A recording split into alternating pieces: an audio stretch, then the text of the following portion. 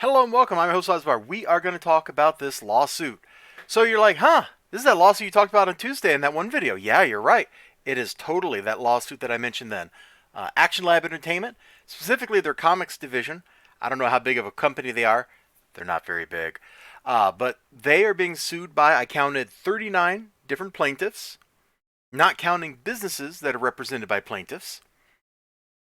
And there's some allegations in here. We're going to go over the general allegations here on this video, and we might get into some more of the specifics in another video after I go through them and I go, oh, that's particularly juicy, or, however it goes.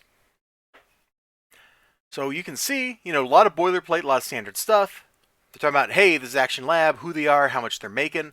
Here's the plaintiffs. There's a lot of them. Here's the defendant. Here's some information about the defendant. They're trying to establish, why it's proper for them to file in this particular court and stuff.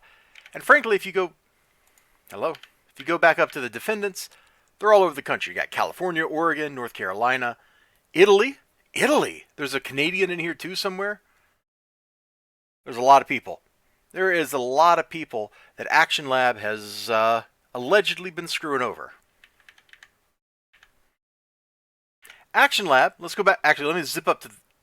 Oh, hey, defendant Brian Seaton, it's right here. I was going to go back up to the top so we could see their address, but no need. Brian Seaton is a citizen resident of Pennsylvania, so they're filing in Pennsylvania. They're like, hey, this is why we should be in your court. Yep, here we go. Jurisdiction and venue. This whole section here. I'm pointing over here because that's where the monitor is that has this stuff on it, but I realize it's over here, so I should probably point this way. So the allegations. There's some super juicy stuff in all this. And let's go over it. Now, I don't have the creators' contracts. I don't have the exhibits that they call out here. So we can't look at some of these things. 63, 64, we can't look at them. But what we can do, in the handbooks, they promise to have creators' works released in print. Now we know one of the big allegations, Crash and Troy, Supermom, probably a bunch of other books, was that these books were never printed. They never made it to physical paper. Like, here's just a convenient comic book. Look, it's a comic book. It's on paper. And that's what they were promised, that these books would be printed on paper so that people could actually buy physical copies of them. Not an unreasonable request. Not an unreasonable thing to have in a contract. Action Lab Entertainment's, ALE, acknowledges obligations to promote and market their works. They acknowledge their obligations to report sales and income.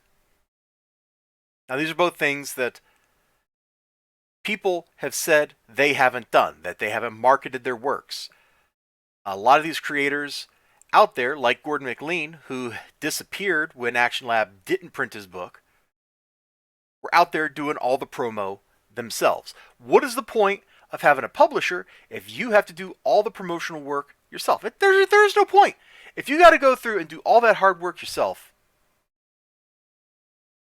you might as well self-publish. Just sell the book on Indiegogo or Kickstarter or Gumroad or eBay or whatever storefront you like. Just do it yourself. You don't need a soulless corporate machine to do that.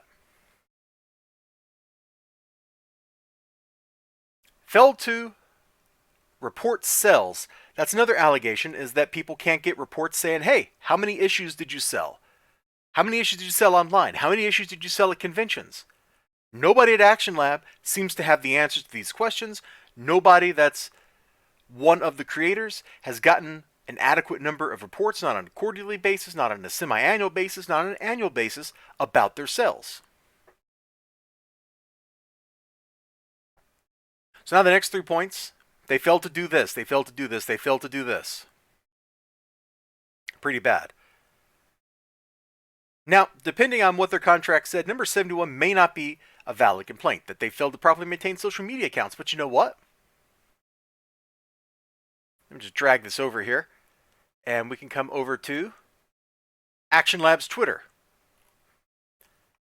The most recent retweet, because they don't seem to do a lot of tweeting themselves. Here's Brian Seaton tweeting on December 8th, December 10th, December 15th.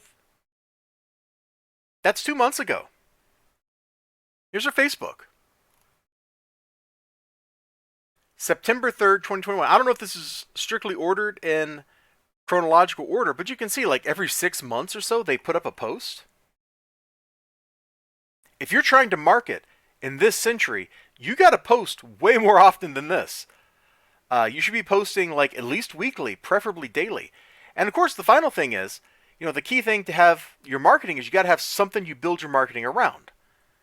Some stores build their marketing around like their Facebook profile or Facebook page. Some people have separate websites. Let's take a look at the Action Lab website.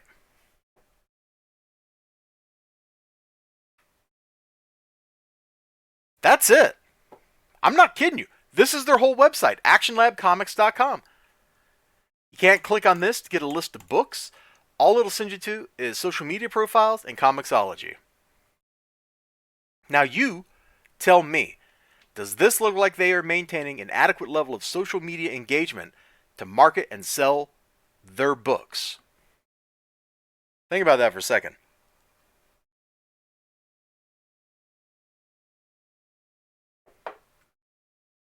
Number 72. They failed to retain persons to carry out promises to creators. That's something else that's been alleged. I don't know if it's in this set of terms. I don't remember.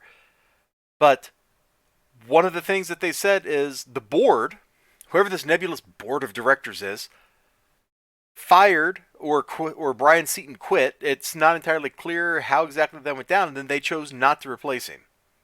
Then he came back. Part of me feels like the board of directors doesn't actually exist. It's just a bunch of people that go, yeah, Brian, whatever you want to do. So definitely failed to retain persons carry out promises. They did also close their offices. That's number 75.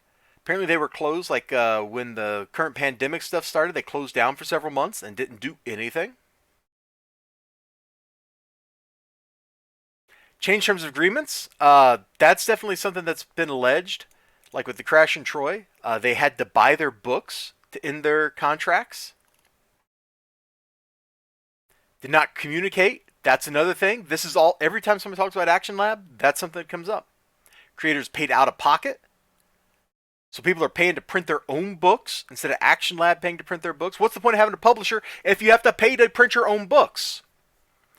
With Image, my understanding of their business model is the creator pays like a flat fee, and then Image prints their books, and then the creator keeps the profits minus some, token amount for Image.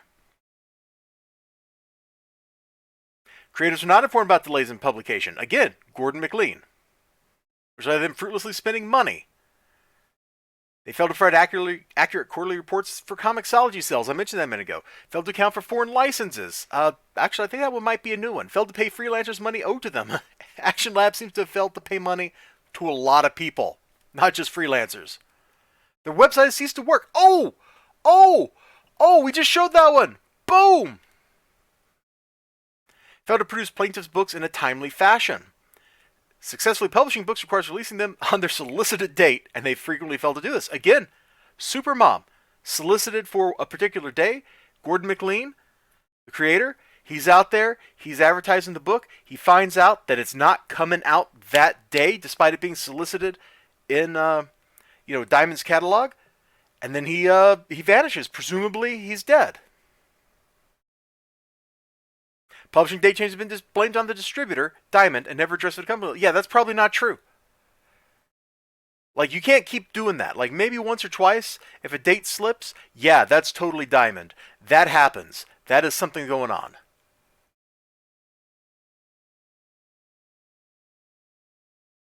Failing to release a book on time means it can't be advertised. Gordon McLean was advertising his book for no reason. Creators who are unable to schedule signings or events around the release. So people, stores, the creators, and Action Lab are all not getting their money. They're not getting their cut because Action Lab won't publish the books. Creators are not informed of changes. Again, Gordon McLean. I keep coming back to that because it's the most dramatic example, but it is the most dramatic example.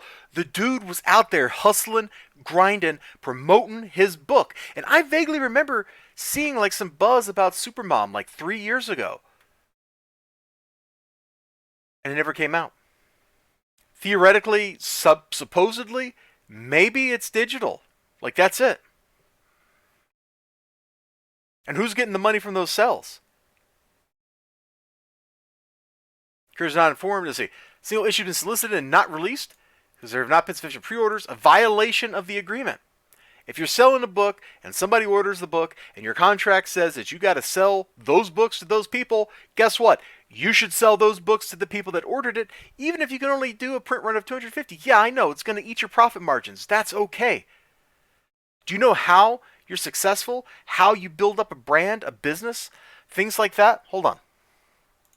I got my bro over here. I got my bro. He's like spilling his guts out here on stream right now while I'm recording this. Like, he's talking about Jack Irons and how he's gone through certain struggles, how he's done a lot of things, how he's worked hard. And you know what he's done in the process of that? He's built relationships. He's built trust. He's built a brand. Do you know how you destroy trust? How you destroy a brand? You don't do the things that you have said you're gonna do.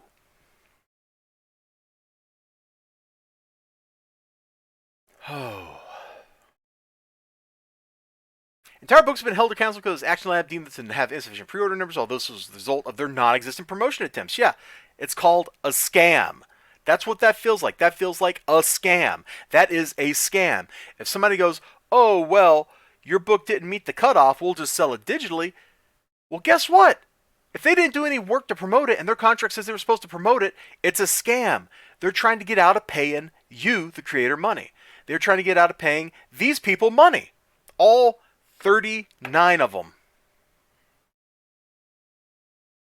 They failed to provide the most basic and many respects free promotion advertising that the creator should expect. Yeah, like social media posts. Every day, Action Lab Entertainment on their Twitter feed should be posting like clockwork, 11 a.m. every day. Get people right before lunch. When they go to lunch, they pull up their Twitter and they see, oh yeah, Action Lab Comics, Gun Cats. Oh yeah, Action Lab Comics, Crash and Troy. Oh yeah, Action Lab Comics, Supermom. Every day. Facebook, same thing. You don't even need a human being to click the button. You have one person go through, they set up a bunch of automated stuff, and it becomes like my Twitter feed where 90% of the things that go up there are auto-posted by IFTTT on my behalf because I'm lazy and I don't want to copy-paste YouTube links over there. Like, that's it. That is how hard it is to do very basic social promotion, and Action Lab Entertainment would not, does not, is not doing it. 91 galls me. 91 absolutely, positively galls me. Let's zoom in on this one, man. We got to click in on this because while the last one is sheer dereliction, this is obscene. This is obscenity. ALE forced creators to pay for tables at conventions that they're using for their own purposes, sold copies of the creators' books, copies that the creators paid for at those conventions, and failed to account for the sales. They're literally stealing from people, according to this allegation. Creators therefore receive much less for these sales than they would have received if ALE printed the copies themselves. So they're coming in and they're stealing the creators' books and selling them themselves. Think about that. Take 5 minutes. You know what that's called? That's called theft. That's called larceny. Most convention sales were never recorded. They failed to provide any payment or proof of sale for books sold by the company at conventions. Convention sales never appeared on records. There's no way for creators to see what, if any, of their books were taken to a convention, which are sold, what was paid for them. Whoo, boy. If you ever wanted to know why a company should go out of business, it's number 91. This is sheer, not bad business practice. It's sheer criminality. This is true of any records around creators themselves purchasing books from ALE for which creators are forced to pay wholesale, but those numbers are never recorded as a cost paid to ALE by a creator. No creators are provided with primary documentation of any payments or costs listed on their ledgers. As a matter of record with other creators, the numbers on digital platforms elsewhere are not correctly calculated. ALE has been through 3 different accountants and at times been without an account for long stretches. Guys, I hate to tell you, they've gone through 3 different accountants because they're trying to get the accountants to do things that are not ethical. And the accountants are like, my code of ethics prevents me from working for you. Allegedly. Allegedly. That's what I'm alleging. Even though I'm not filing in court. ALE is frequently without notification or clearance for creators printed advertising, both in issues and within the concept trade paperbacks, without paying any of that revenue to creators, despite agreements assuring the creators that they get a cut of it. Whoo, boy. ALE prints a minimum of 2,000 paperbacks. These are trade that have not been pre-ordered, thus the creators are unfairly burdened with these costs. This publication mechanism was never communicated to the creators ahead of signing the paperwork. This is the kind of stuff that record labels do, by the way. If you've ever wondered why every musician out there seems to go found their own record label, it's because record labels do this thing. They go, okay, here's an advance, and it's some, amount of money. For most bands, it's a token. Out of that advance, before any money gets paid, this is if they're lucky to get an advance. If they don't get an advance, they still have to do the second part. Before any money gets paid to the band for album sales, they got to pay for recording time, promotion, like all that money comes straight out of the band's pocket. So every musician out there goes and forms their own record label so that they're no longer getting that stuff slurped right out of their pocket by greedy penny pinchers. That's what this is. Ethically, number 95 is that. Minimum trade paperbacks and digital publishing ensure that creators' books are bound to ALE in perpetuity. I mean, okay. I don't know that that's necessarily like something that is a big deal legally, although I understand why creators would want that to not be the case. In November, December 2019, Defendant Seaton apparently stepped away from his duties without telling anybody, unless somebody else in charge. Their offices were shut down without reason from 12/16 to 1/6, during which time creators were not paid and marketing was not conducted, and Mr. Sean Pryor was unable to pay creators. Seaton later told creators that the offices were closed for holidays and all due payments should have been issued prior to 12/16. Seaton told creators that Mr. Pryor had been incapable of handling the company and left in January 2020. Yeah, he probably didn't want to get mixed up in this weird stuff. In February 2020, Seaton claimed to have allegedly resigned and no one was left in charge of the company. I can't even. We are so far over the norms. Even for shady, evil businesses, we are way, way outside of the boundaries of what you would expect to see. ALE shut down in March, but didn't tell anybody. ALE told its creators it reopened in June.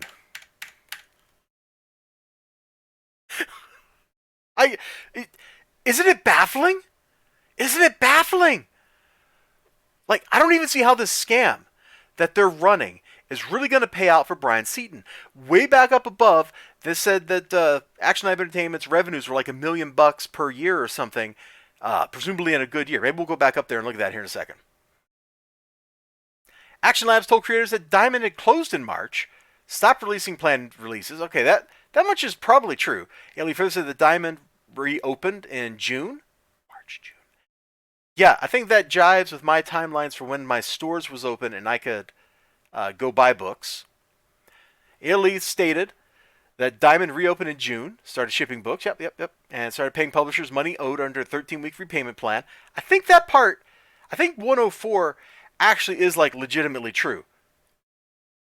By email dated June 30th, 2020, ALE declared that Brian Seaton was still CEO, but decided to step down, and the board had not replaced him or the company's then president, but Brian Seaton is still running ALE. Like, there's so much shady stuff going on here, and we haven't even gotten down into specific allegations down below. You see, like right here and down below, all these creators are laying out specific facts, specific crazy things that have happened to them with some frankly crazy numbers. Let's go back up to the description of Action Lab Entertainment, because somewhere up here they had their revenues. Here's the parties. Did I pass it up? I might have scrolled too quickly and we passed it up. Let's try it again. See, the complaint, Action Lab is a creator. They claim to have revenues of $1.25 million in 2016. There you go. Now, a lot of creators are getting their books back. The creator of Zombie Tramp, he got his stuff back from Action Lab, so he's just like self-publishing all that over on Kickstarter. But yeah, 2016, maybe that's a great year for Action Lab. I don't know.